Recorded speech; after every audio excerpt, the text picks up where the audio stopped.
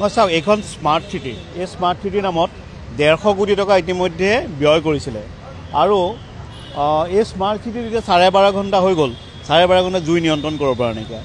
মুখ্যমন্ত্ৰী হিমন্ত বিশ্ব শৰ্মাই মুখৰে বহুত কথা কয়, কিন্তু প্ৰেক্টিকেলি বা বাস্তৱ ক্ষেত্ৰত তেওঁ কি কাম কৰি আছে এই জুই নিয়ন্ত্ৰণৰ ক্ষেত্ৰত। গুৱাহাটীত আজি যিটো অৱস্থাৰ সৃষ্টি হৈছে যে চবফালে ডিজেষ্টাৰ হৈ গৈছে, আপোনাৰ ডিজেষ্টাৰ নিয়ন্ত্ৰণ বা মেইনটেইন কৰিব পৰাকৈ গুৱাহাটী চিটিত মুখ্যমন্ত্ৰী বা বৰ্তমানৰ চৰকাৰখন যে সফল নহয় সেই কথা প্ৰমাণিত হৈছে।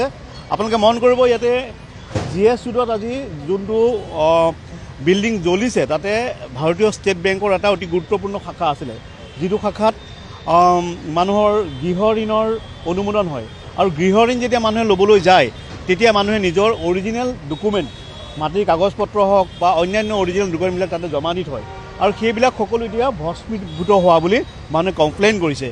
চ' আমি এইটো কথাই ক'ব বিচাৰিছোঁ যে এইজন মুখ্যমন্ত্ৰীয়ে সকলো কথা সহজভাৱে এনেধৰণৰ কৈ দিয়ে যেন তেওঁ সকলো কৰিছে, কিন্তু স্মাৰ্ট চিটিৰ নামত শ কোটি টকা ব্যয় কৰাৰ পিছত গুৱাহাটীত কেনেধৰণৰ কিয় 12.5 ঘণ্টা ধৰি এটা বিল্ডিঙৰ জুই নিয়ন্ত্ৰণ কৰিব পৰা নাযায়, এই প্ৰশ্নৰ উত্তৰ মুখ্যমন্ত্ৰীয়ে দিব লাগিব যে তেওঁ গৃহ বিভাগৰ দায়িত্বত আছে। আজি পলিউশ্যন আজি সাংঘাতিক ধৰণৰ, ৰাতি কালি 11:30 বজাৰ পৰা এতিয়া 12 বাজি গ'ল, অৰ্থাৎ 12.5 ঘণ্টা ধৰি জুই নিয়ন্ত্ৰণ কৰিব পৰা নাইকিয়া। আপোনালোকে মন কৰিব যে জুইৰ সংখ্যা বাঢ়ি গৈ আছে, কি ব্যৱস্থা আছে?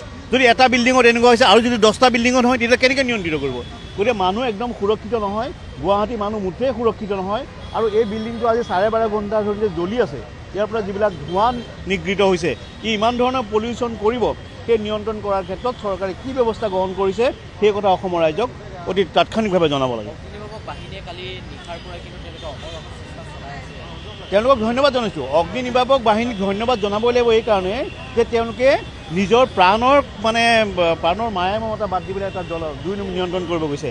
কিন্তু কথা হ'ল ইকুইপমেণ্ট আছে নাই, আধুনিক সা সৰঞ্জাম আছে নাই? ইমান সময় আহি মুখ্যমন্ত্ৰীয়ে ষ্টাৰ্টাৰ প্লেনত বাহিৰলৈ যায়, হেলিকপ্টাৰ এখন আনি পেলাইতো জুই নিয়ন্ত্ৰণ কৰিব পাৰিলে হয়। যে ইমানখিনি সময় কাৰ্বন ডাই অক্সাইড গেছ ব্যৱহাৰ কৰে, সেই ব্যৱস্থাটো কিয় নাইকিয়া অসমত? যে গুৱাহাটীৰ দৰে এখন চিটি, যিখন চিটিত আপুনি পুছ মেলনক আনিব পাৰে কোটি কোটি টকা ব্যয় কৰি পেলাই, সেইখন চিটিত জুই নিয়ন্ত্ৰণ কৰিব পৰাকৈ, অগ্নি নিয়ন্ত্ৰণ কৰিব পৰাকৈ মুখ্যমন্ত্ৰীয়ে ব্যৱস্থা গ্ৰহণ কৰা নাইকিয়া। স্মাৰ্ট চিটিৰ নামত ইমান শ কোটি টকা ক'ত খৰচ হ'ল সেই কথাটো ৰাইজক জনাব লাগে।